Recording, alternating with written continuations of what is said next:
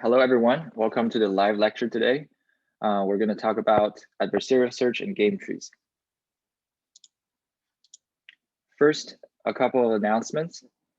There will be 2 instructional holidays happening next Monday and the Monday after. So the next Monday will be UC Berkeley observing Juneteenth, and the Monday after would be the 4th of July. So you'll get 2 days off, and we'll adjust the assignments accordingly. For details, please see Piazza. The second announcement would be the alternative exam petition. So if you're in a different time zone or have potentially other issues, please remember to fill out the exam petition form to take the alternative exam. The form will be linked on Piazza in the welcome post, I believe. And that form is due tomorrow. So we won't be able to accept any other petitions after tomorrow. Yeah, the holidays dates are a little weird, but we would like to give you some days off. Yeah, so please just take them. Last, the late submission for lecture quizzes. So some of you had questions on Piazza saying, what if I completed all the lecture quizzes, but I wasn't satisfied and I accidentally changed one of my answers after the deadline? So it would show up late. And to mitigate that problem, we decided to disable all the late submissions for lecture quizzes. So it officially ends at 2 p.m. Before each lecture. And after that, you won't be able to make any changes. So please take a note for that. Any questions with regards to the announcements? Cool. So next part, I'm going to cover 3 of the 6 questions on lecture quizzes today. So first one is game formulation. And it's basically a setup question asking what is a game, what are some of the properties. So the answer for this one is the first choice, a game includes an action space, a state space, and transition function, just like in search. This was pretty much covered in lecture when we try to define how the game is formulated. And the second option, the solution for a player is a path, just like in search, is wrong because now we have multiple players in a game and we're interested in finding a policy which basically maps any state to an action for each of the players.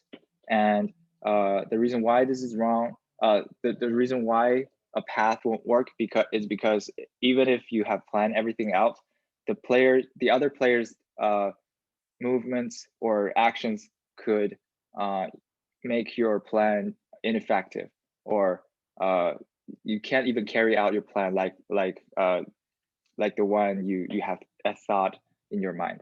So this won't work in adversarial games. And the third option, in zero-sum games, there's only one utility value associated with each state.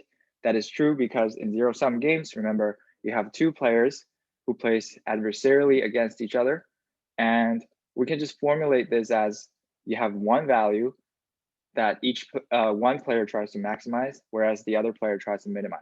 So there's no reason to include more utility values associated with each state.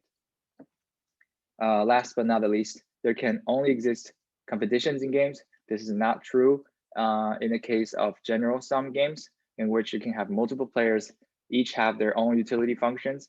And we can see that sometimes cooperations can also happen.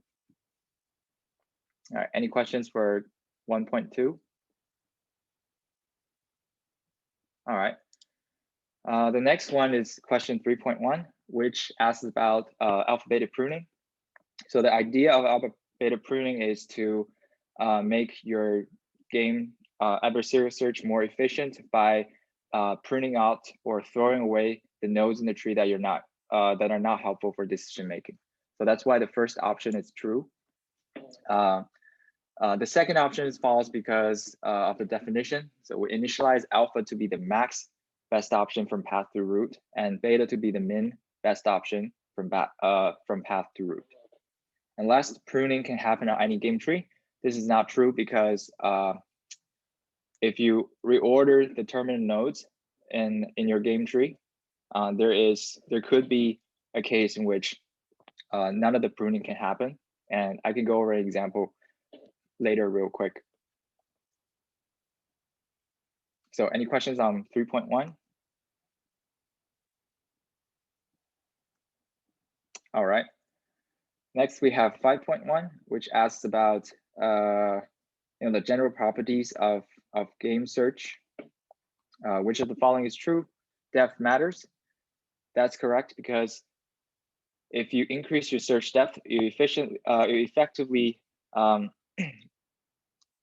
goes closer and closer to the terminal nodes. And in that case, if you have a relatively good evaluation function, increasing your depth will help a lot.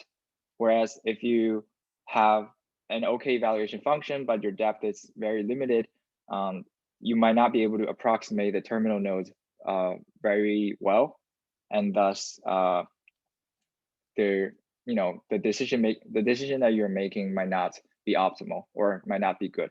So the example was the Pac-Man versus two ghosts, and a depth equals 2 Pac-Man was not able to see whether the ghost is going to go one way or the other in the hallway, whereas a depth equals to 100 Pac-Man will be able to know the ghost will go one way or the other, so that it initially goes to the other ghost to be able to see whether the second ghost on the bottom will go left or right. And that's the example covered in lecture. So the second option, there's a trade-off between complexity of features and complexity of computation. This is true because we sort of talked about this in search. So, a good heuristic function is definitely something you want. However, calculating that heuristic value could be very costly in terms of computation. And that's why there's a trade-off between how good you want something, for example, you want your evaluation to be, versus the amount of computation you need to actually calculate that value. All right, the third option, one cannot use alpha-beta pruning with evaluation functions. This is false. As we said in lecture, the two usually goes hand in hand to improve the efficiency of your search. And last, each ghost in the Pac-Man example uses a separate evaluation function. This is false because as we see, the two ghosts in that example, the two ghosts seem to be cooperating with each other, in which one ghost try to attack Pac-Man in the front, and while the other ghost trying to flank Pac-Man. And we showed that actually those ghosts are using the same evaluation function, and because they're playing adversarially against Pac-Man, the cooperation thing magically appears without any specific instructions on the player part. All right, that will be all for the live lecture recording. If there's any other questions, please feel free to address them in the chat or just unmute yourself. All right, see you.